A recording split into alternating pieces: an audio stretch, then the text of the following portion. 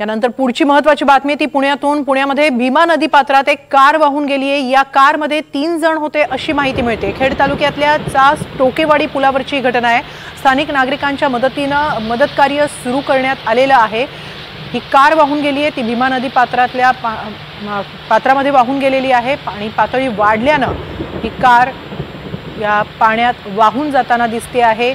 त्यात 3 जण होते अशी ही माहिती मिळते। मात्र आता या कार मधल्या तिघांना वाचवण्यासाठी स्थानिक नागरिकांची मदत घेतली जाते आहे।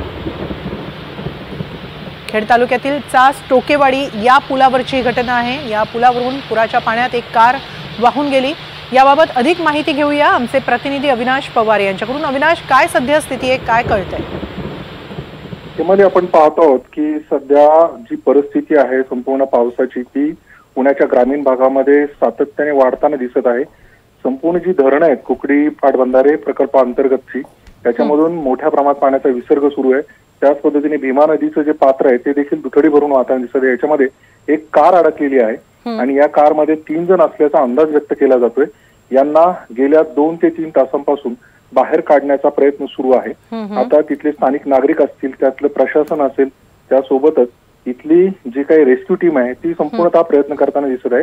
खेड तालुक्यातील चास टोकेवाडी इथले पुलावरची ही घटना आहे आणि आपण दृश्यामध्ये पाहू शकतो की पुलावरून पाणी वाहत असताना कार चालकाने ही कार पाण्यामध्ये नेण्याचा प्रयत्न केला आणि त्याच्यामुळे ही कार अडकलेली दिसत आहे। आता तिथे प्रयत्न सुरू आहेत। याच्यामध्ये 3 जण अडकले असल्याचा अंदाज हा व्यक्त केला जातो। यामध्ये नक्कीच 3 जण अडकल्याची शक्यता आहे। त्यांच्या मदतीचं कार्य सध्या सुरू आहे। धन्यवाद अविनाश, आपण दिलेल्या या सविस्तर माहितीबद्दल। यानंतरची बातमी ती नाशिक